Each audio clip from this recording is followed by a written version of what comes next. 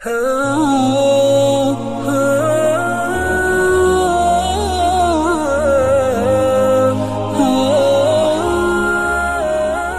خَلَقَكُمْ أَوَّلَ مَرَّةٍ وَإِلَيْهِ تُرْجَعُونَ، اسی نے تم کو پہلی مرتبہ پیدا کیا اور اسی کے پاس تم کو لوٹ کر جانا ہے۔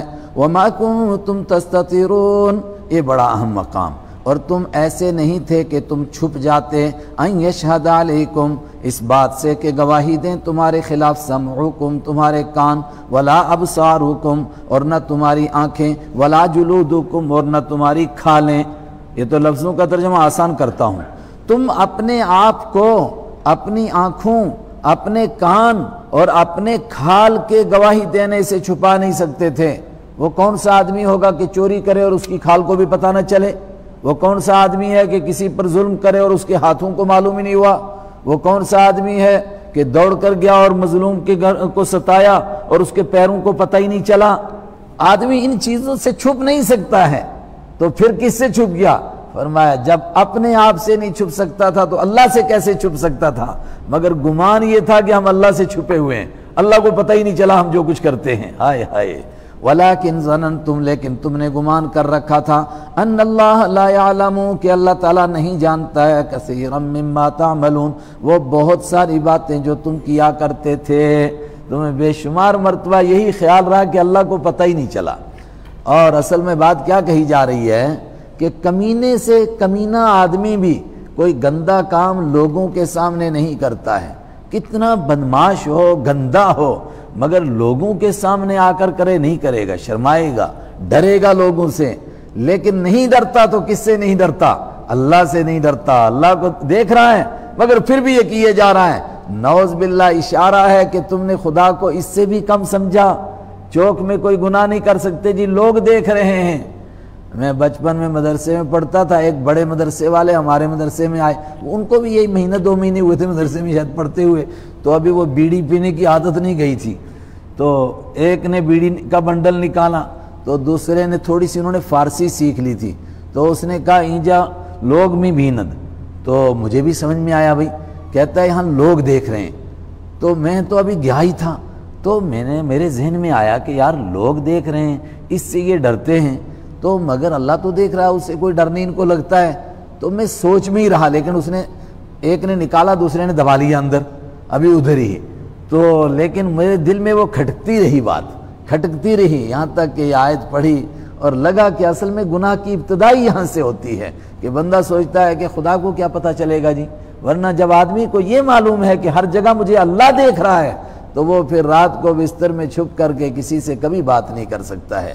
وَذَلِكُمْ ظَنُّكُمْ، اور یہی تو تمہارا گمان تھا، الَّذِي ظَنَنْتُمْ، جو تم نے گمان کر لیا تھا، بِرَبِّكُمْ، اپنے رب کے بارے میں، أَرْدَاكُمْ، اس گمان نے تم کو کھڈے میں ڈال دیا۔ اور میں نے کہا تھا اسی کا ترجمہ یہاں کی زبان میں کرو، اسی نے تمہارا بیڑا غرق کر دیا۔ فَأَصْبَحْتُمْ مِنَ الْخَاسِرِينَ، تو تم ہو گئے نقصان اٹھانے والوں میں سے۔ اب فَإِن يَصْبِرُوا، پس اگر وہ صبر کریں گے، فَالنَّارُ مَثْوًى لَّهُمْ، تب بھی جہنم ان کا ٹھکانہ ہے۔ تو دوسری بات، اگر نہیں صبر کریں گے تب بھی جہنم ان کا ٹھکانہ ہے۔ شور مچاؤ، واویلا کرو، تب بھی یہیں رہنا ہے، اور تھوڑی دیر صبر کر کے بیٹھ جاؤ، صبر کا پھل میٹھا ہوتا ہے، کبھی نہ کبھی نکلیں گے، نہیں تب بھی نکلنے والے نہیں۔ وَإِن يَسْتَعْتِبُوا، اور اگر تم بخشش طلب کرو گے، معافی طلب کرو گے، اگر وہ بخشش طلب کریں گے، فَمَا هُم مِّنَ الْمُعْتَبِينَ، تو نہیں ہے وہ بخشے جانے والے۔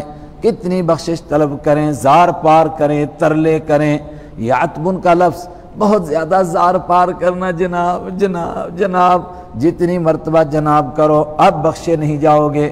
وَإِن يَسْتَعْتِبُوا، اور اگر وہ بخشش طلب کریں گے، فَمَا هُم، تو نہیں ہے وہ من المعتبین، بخشے ہوئے لوگوں میں سے۔ ہوا کیا دنیا میں، آدمی کیوں گناہوں میں مبتلا ہوتا ہے؟ بڑی اہم بات۔ پہلی بات تو یہ کہ اللہ کا خیال نہیں رہتا ہے کہ اللہ مجھے دیکھ رہا ہے، اور یہ بس ابتدا ہے یہاں سے۔ جہاں یہ تصور آیا کہ اللہ نہیں دیکھ رہا ہے، پھر سارے گڑبڑ کرتا ہے آدمی۔ نماز بھی ایسے ہی ٹکرے مارتا ہے، اس کو دھیان ہی نہیں اللہ مجھے دیکھ رہا ہے۔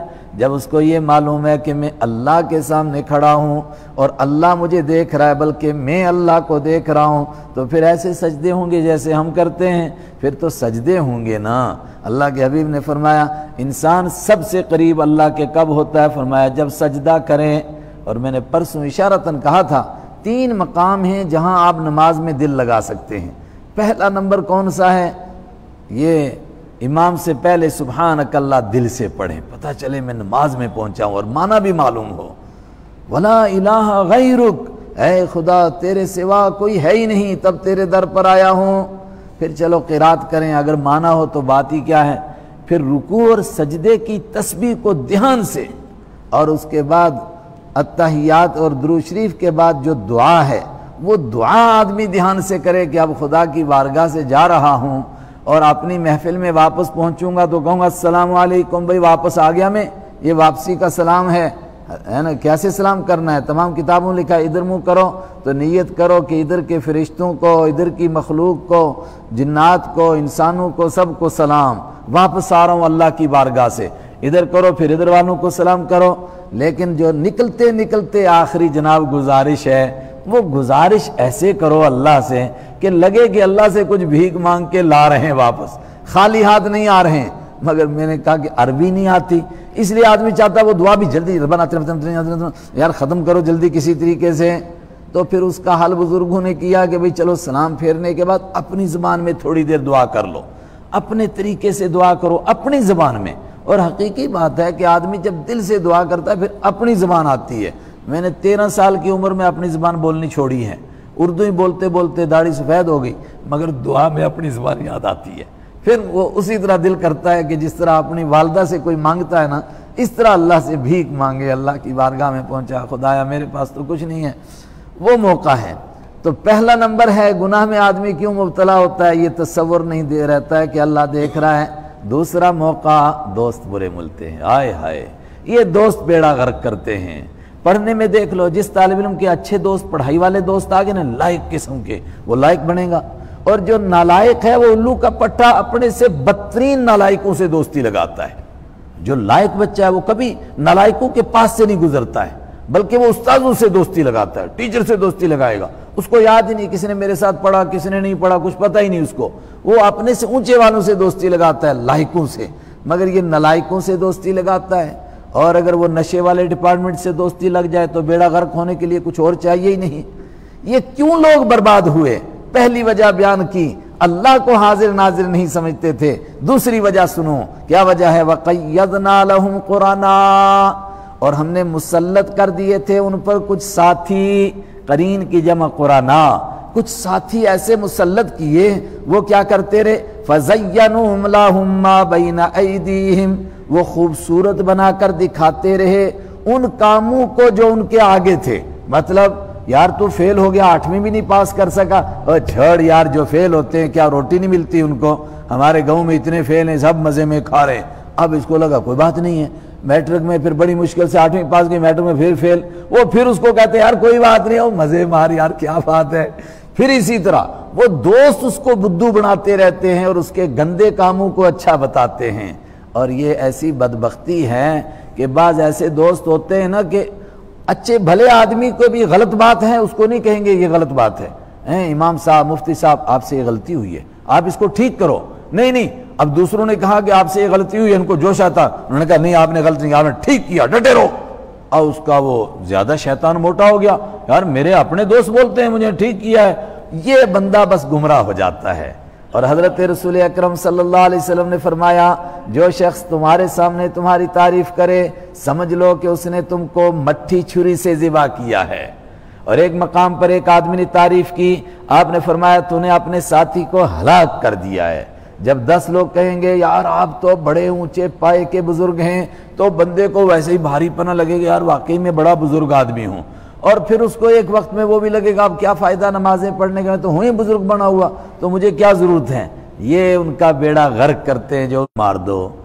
حضرت مولانا فیض الحسین صاحب رحمۃ اللہ علیہ ایک جلسے میں تھے تو بیان کرنے کے لیے گئے، ہمارے بڑے استاد دارالعلوم دیوبند کے استاد رہے، تو ان کی کسی نے مجلس میں تعریف کی تو جب ان کا نمبر آیا نا، ایسے مولوی صاحب ویسے مولوی صاحب، تو انہوں نے مٹی اٹھا کے چھپا کے رکھ لی، تو جب کھڑے ہوئے تو سیدھا اس کے منہ پہ۔